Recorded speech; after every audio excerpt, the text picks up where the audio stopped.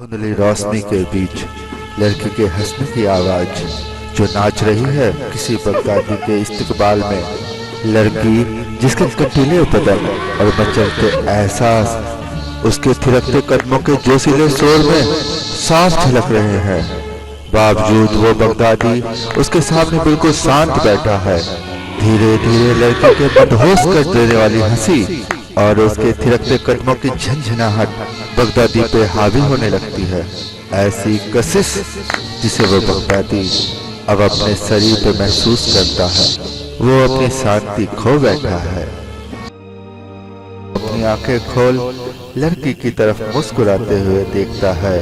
वो उस लड़की की सुंदरता को देख उसकी तेज रोशनी में अपनी आंखों को धीरे से झपकाता है। हम देखते हैं बगदादी अपने बिस्तर पर लेटा है। सुबह की रोशनी उसके चेहरे पे साफ दिख रही है। उसकी आंखें बंद हैं पर वो अब जाग चुका है। वो अब भी अपने चारों ओर उस खनखनाहट के शोर को जो अब धीरे धीरे कम हो रहा है अपनी बंद आंखों से देख सकता है। बगदादी मुस्कुराते हुए एक लंबी अंगड़ाई लेता है जैसे वो अभी अभी अपनी किसी खूबसूरत नींद से जाग रहा हो। वो अपनी आंखें खोलने ही वाला है तभी कुछ पल के लिए ही सही पर वो उस खनखनाहट को फिर से ध्यान से सुनता है। इस बार उसका रवैया कुछ चौंकाने वाला है। फिर अचानक से वो पहले जैसे ही मुस्कुराते हुए अपनी आंखें मीच आंखों पे पड़ती रोशनी से बचते हुए फिर से सोने का नाटक करता है, जबकि वो अब पूरी तरह से जाग चुका है। ये देख उस बगदादी की पत्नी की नीली आंखों में शरारत और खूबसूरत होठों पे अपने बगदादी के लिए मुस्कुराहट फैल जाती है। पत्नी के कदम मुड़ जाते हैं। कानों को खनखना देने वाली वो आवाज उसके खूबसूरत पांव से बंधी पाजेब से अब भी आ रही है। पत्नी के हाथ उसके अपने घर को फिर से सजाने और उसके दूसरे कामों को पूरा करने में जुट जाते हैं। ईश्वर का खेल भी देखो कितना निराला है। उसने जब भी हमें बनाया सुंदर तो बनाया पर उसकी सुंदरता में प्राण फूंकने का काम हम पर ही छोड़ दिया। तभी वो महसूस करती है उसके चिकने और खूबसूरती से तरासे गए कमर पे जो उसके फटे लिबास के साथ बाहर से साफ साफ झलक रही है। उसके अपने बगदादी के गर्म और गठीले हाथों को रोमांचक एहसास जो अब उसकी खूबसूरत नीली आंखों की चमक से होते हुए उसके होठों की थरहट तक उतर आया है। दोनों एक दूसरे को चूमते हुए गले लगा लेते हैं। फिर वो दोनों एक साथ उस रोशनी की तरफ देखते हैं जो उसके घर को रोशन कर रही है। हम देखते हैं उस बगदादी की किस्मत, उसकी पत्नी जो वाकई बेमिसाल खूबसूरती की मल्लिका है। दोनों एक दूसरे के साथ बेहद खुश हैं। पत्नी के भीगे और खुले बाल जो जरूरत से कुछ ज्यादा ही लंबे हैं। उसकी खूबसूरती इस वक्त किसी जल परी के समान लग रही है, जैसे वो अपनी आजाद दुनिया उसके अपने नीले समंदर को छोड़ सिर्फ उसके अपने प्यार के लिए वहां आई है। दोनों फिर से एक दूसरे को गले लगा चूमते हुए एक दूसरे में खो जाते हैं। बगदादी मुस्कुराते हुए अपनी पत्नी के पिछवाड़े पर जोर की थप्पी लगाता है, जिसे महसूस करते ही पत्नी के मुंह से अनजाने ही चीख निकल आती है, जिसे सुन बगदादी मुस्कुराते हुए एक लंबी सांस लेता है तो उसकी पत्नी उसे देख मुस्कुरा देती है। बगदादी खुश है। वो अपनी पत्नी की तरफ देखते हुए कुछ गुनगुनाने लगता है। बगदादी अपने रोजमर्रा के काम में लग जाता है। वो अब भी अपने गीत को गुनगुना रहा है क्योंकि उसकी पत्नी उसे सुन मुस्कुराते हुए उसके बोल पर अपने घुंघरुओं और दूसरे सामान की मदद से ताल देते हुए अपने दूसरे काम को अंजाम दे रही है। वो अब उसके लिए उसकी पसंद का खाना पका रही है। बगदादी खुद को तैयार कर रहा है और अब वो अपने काम पर जाने के लिए तैयार है। तभी उसे कुछ खास तरीके से बर्तन के बजने की आवाज आती है। वो मुस्कुराते हुए अपनी जगह पर जाकर बैठ जाता है जहां उसके लिए खाना परोसा जा चुका है। बगदादी रोटी तोड़ ईश्वर को याद करते हुए उसे खाता है, पर जैसे ही उसका स्वाद उसके मुंह में घुलता है वो अपनी पत्नी की ओर देखता है जो उसके करीब बैठ उसे हवा करते हुए उसे ही देख रही है। वो अपने बगदादी के व्यवहार पर मुस्कुरा रही है, जबकि बगदादी अब उसका भी शुक्रिया अदा करता है। बगदादी उसका इस्तकबाल तहे दिल से करता है। और उसके अंदर एक आवाज उठती है, चाहूं इस कदर कयामत तक देना तुझे, रख सकूं कायनात के कदमों में तेरे, जिंदगी हो जो मुकम्मल मोहब्बत से सवार के। घर का दरवाजा खुलते ही हमें एहसास होता है कि बाहर अच्छा खासा तूफान उस बगदादी के लिए चुनौती बनकर खड़ा है। बगदादी बाहर जाने के लिए तैयार है। उसके पहनावे को देख पता चलता है कि वो बगदादी भिखारी है। दोनों फिर से एक दूसरे को गले लगाते हैं। भिखारी अपनी पत्नी का माथा चूमते हुए, जो इस वक्त उसके लिए दरवाजे की चौखट पे खड़ी है, उसके कंधे पे कुछ इस तरह से हाथ रखता है जैसे वह उसे घर के अंदर जाने को कह रहा हो, ताकि वह बाहर की तूफान से खुद को बचा सके। बाहर बढ़ता तूफान देख पत्नी के ना चाहते हुए भी वो बगदादी उससे बड़े प्यार और विश्वास के साथ हाथ छुड़ा अपना रास्ता पकड़ लेता है। बगदादी जैसे जैसे रेत की तूफान में आगे बढ़ता चला जा रहा है, उसकी परेशानी को देख उसकी पत्नी की मायूस नजरें भर आती है। बगदादी उस तूफान में अपनी हिम्मत की लाठी के भरोसे तूफानी थपेड़े को झेलता आगे बढ़ रहा है। लड़खड़ाते और चोट खाते बगदादी को सही रास्ता तलाशता देख हमें पहली बार एहसास होता है कि वो अंधा है। दूसरी तरफ उसकी पत्नी, जो घर के दरवाजे की ओट में बैठी रोती सुबकती अपनी परिस्थिति को जी रही है, उसकी आवाज को सुन यह एहसास होता है कि जिसकी सुंदरता में इतनी आवाज हो, वो खुद दरअसल गूंगी कैसे हो सकती है। वह महसूस करती है अपने बगदादी के गाने के सुर को अपने आसपास, अपने कानों में। फिर वो उस रोशनी की ओर देखते हुए ईश्वर से उसके लिए दुआ करती है। हम देखते हैं भिखारी तूफान के थपेड़ों में आगे बढ़ रहा है। वो खोया है अपनी ही धुन में, बावजूद उसके कानों में उसकी पत्नी की पायल की आवाज अब भी सुनाई दे रही है। उसे चिंता होती है। वो ऊपर आसमान की ओर देखते हुए ईश्वर से अपनी पत्नी के लिए दुआ करता है। तूफान थम चुका है। पत्नी घर से बाहर अपने पति का इंतजार कर रही है। सूरज ढलने को है। अंधा भिखारी सामने से अपनी धुन में मुस्कुराता हुआ चला आ रहा है। वो खुश है और उसे अब भी उसकी पत्नी की घुंघरुओं की आवाज सुनाई दे रही है, जिसे सुन वो मुस्कुराता हुआ आगे बढ़ रहा है। वो मुस्कुरा रहा है क्योंकि वो घर लौट आया है और अब वो ठहर जाता है। वो अपने आसपास ऐसी खामोशी को महसूस कर रहा है जो शायद उसे डरा रही है। बगदादी कुछ सोचते हुए अपने अंदर एक लंबी सांस भरता है। फिर वो हौले से मुस्कुरा देता है, जैसे उसके अंदर आने वाली खुशबू खुद उसके घर के अंदर की हो, जो उसके खुले दरवाजे से होते हुए उस तक आ रही है। अब वो अपने पसंदीदा गाने को गुनगुनाता है। चाहूं इस कदर कयामत तक देना तुझे, रख सकूं कायनात कदमों में तेरे, जिंदगी हो जो मुकम्मल मोहब्बत से सवार के। कुछ सोचते हुए वो फिर से अपने गाने को गुनगुनाता है, पर इस बार वो कुछ ज्यादा जोर से गुनगुना रहा है। बगदादी को परेशान देख सामने खड़ी उसकी पत्नी मुस्कुराते हुए अपनी पायल की आवाज से उसके गाने पे ताल देती है। ये सुन भिखारी मुस्कुराते हुए अपनी पत्नी को अपने करीब महसूस कर अपने गाने को फिर से सुर देते हुए गाने लगता है। पत्नी हंसते हुए आगे बढ़ उसे गले लगाने के लिए उछलती है। उसके पैरों में घुंघरू अब भी बज रहे हैं। तभी वो भिखारी उसे गले लगाने के लिए अपनी बाहें फैला देता है, जैसे वो अपनी धुन में सिर्फ उसी आवाज को सुनने के लिए मुस्कुरा रहा था। ये सच है कि प्यार अनमोल होता है, और ये भी कि ये हर किसी को नहीं मिलता।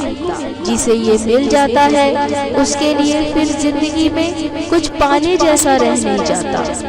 तब किसे परवाह कि उसका प्यार अंधा या गूंगा है। परवाह तो बस इस बात की करते हैं कि आखिरकार उसने जिंदगी के मायनों में अपने प्यार को किस हद तक पाया या खोया है। कहानी जो एक अंधे भिखारी और उसकी गूंगी पत्नी की है। दोनों के बीच गहरा प्यार होते हुए भी अंधे को हमेशा यह डर सताता था कि उसकी गूंगी पत्नी उसकी गरीबी से तंग आकर एक दिन उसकी अंधी दुनिया को छोड़ चली जाएगी। इसीलिए वो अपनी गरीबी को हराने के लिए हर रोज सुबह सुबह निकल पड़ता, बिना किसी मौसम की परवाह किए।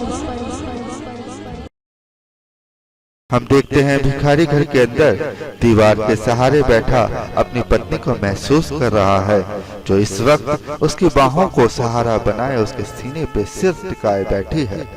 भिखारी कुछ सोचते हुए मुस्कुराता है।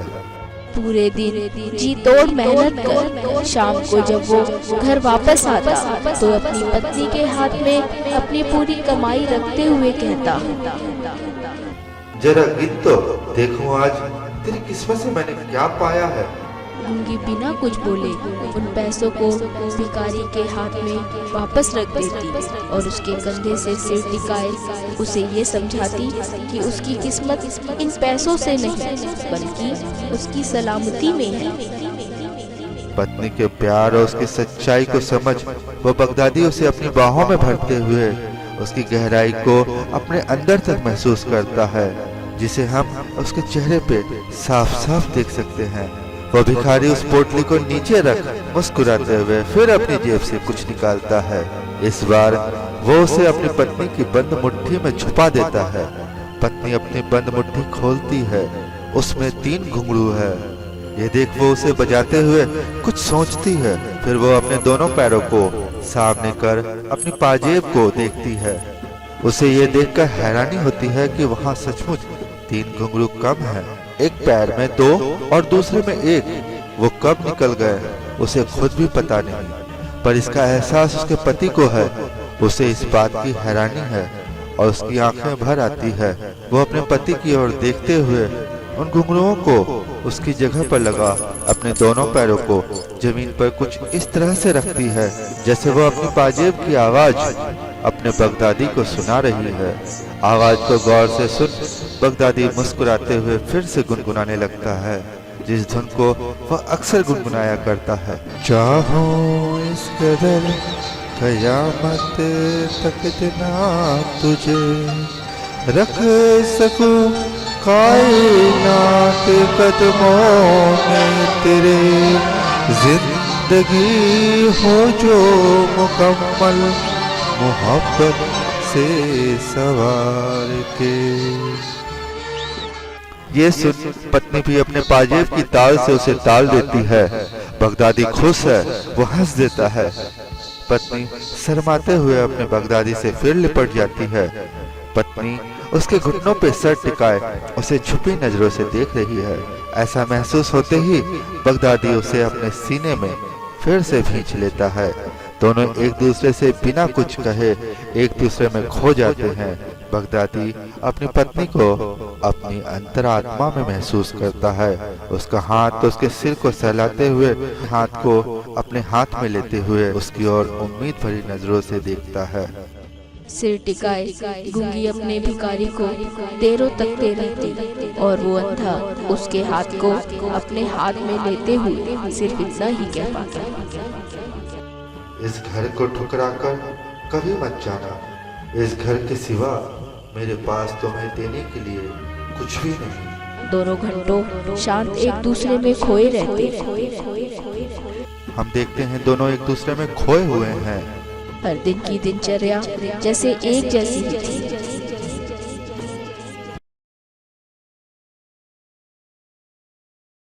बगदादी अपने घर लौट रहा है। कभी उसे एहसास होता है कि रास्ते में कहीं कोई खुशबूदार फूल खिले हैं, वो भी इस रेगिस्तान में। वो रेत उठाकर उसे गिराते हुए चारों ओर घूमता है। कभी रेत उसके मुंह पर गिरती है। वो मुस्कुराते हुए एक लंबी सांस लेता है, जैसे उसने खुशबू की दिशा पहचान ली है। वो आगे बढ़ता है। हम देखते हैं उस रेगिस्तान में उसके सामने एक फूल खिला है। हम देखते हैं भिखारी घर लौट रहा है। वो अपनी ही धुन में है और उसे उसकी पत्नी के पायल की आवाज धीमी धीमी सुनाई दे रही है। अचानक से वो रुक जाता है वो एक लंबी सांस भरता है, कुछ इस तरह से जैसे उसे सामने से कोई गंध महसूस हो रही है। बगदादी उस गंध को पहचानने की कोशिश करता है। हम देखते हैं अब बगदादी कुछ परेशान है। वो अपनी धुन में गाते हुए आगे बढ़ता है। चाहो इस कदर कयामत तक मैं तुझे रख सकूं कायनात कदमों में तेरे, जिंदगी हो जो मुकम्मल मोहब्बत से सवार के। अब वो फिर से रुक जाता है, कुछ सोचते हुए वो अपनी धुन को फिर से, पर इस बार जरा जोर से गुनगुनाता है। अब उसके चेहरे पे परेशानी पूरी तरह हावी हो चुकी है, क्योंकि हर बार उसकी धुन पे उसकी पत्नी के पायल की आवाज सुनाई देती थी। वो यहाँ वहाँ देखते हुए अपना हाथ उठा हवा में कुछ इस तरह से लहराता है जैसे वो किसी बंद दरवाजे को खोल रहा हो। उसका हाथ हवा में तैर जाता है और वो लड़खड़ाते हुए सामने गिर पड़ता है। हम देखते हैं वो किसी राख की ढेर पे जा गिरा है।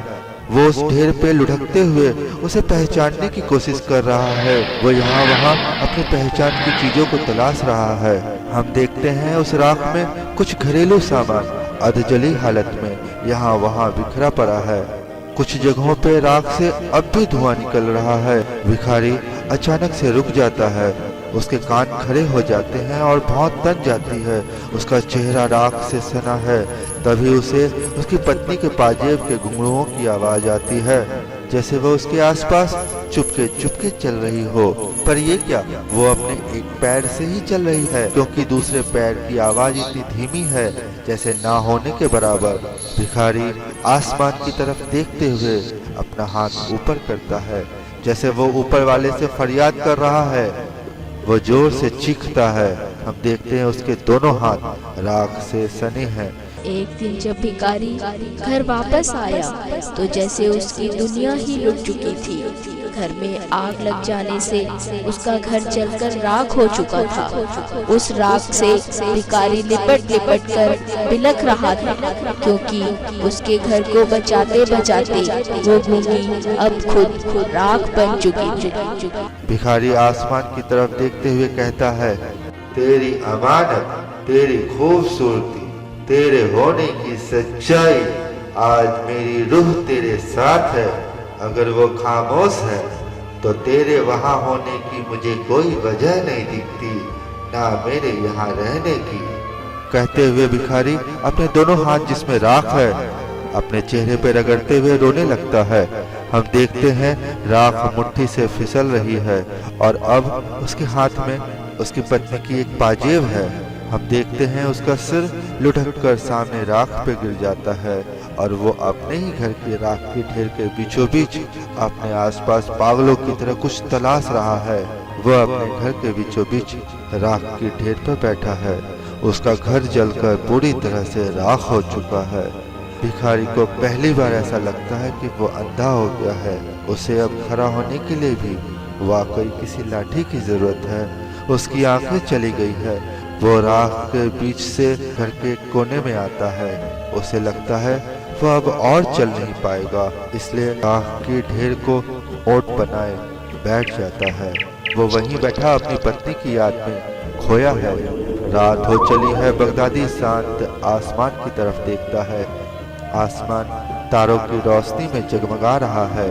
ये इत्तेफाक ही था कि जैसे ही वो अपना हाथ जमीन पर टिकाता है उसे वहाँ रोटी का जला हुआ टुकड़ा महसूस होता है। वो उसे उठा देखता है, फिर हंसते हुए उसे अपनी गोद में रख आसमान की तरफ देखने लगता है। हम सुनते हैं उसे अपने आसपास पायल की आवाज सुनाई देती है, जैसे उसकी पत्नी उसके धुन पर ताल दे रही हो, पर कुछ इस तरह जैसे दूसरा पांव बगदादी के पहुंच से बहुत दूर है। बगदादी अपनी आंखें बंद कर लेता है। उसकी आंखों में आंसू है। वो अपनी जेब से अपनी कमाई वाली पोटली निकाल उस रोटी पर देता है और हमेशा की तरह चंद सिक्के बाहर आ जाते हैं। ये देख बगदादी अपनी जेब से वो फूल निकाल उसे रोटी पे रख देता है। तभी हवा का हल्का हल्का झोंका वहाँ बहने लगता है। हम देखते हैं हवा के एक झोंके से वो फूल अपनी जगह से हट नीचे कुछ दूर राख पे जा गिरता है। और उस रोटी से लिपटी राख भी साफ हो रही है। तभी बगदादी एक लंबी सांस लेता है, जैसे वो अपनी पत्नी की खुशबू को अपने आसपास महसूस कर सकता है।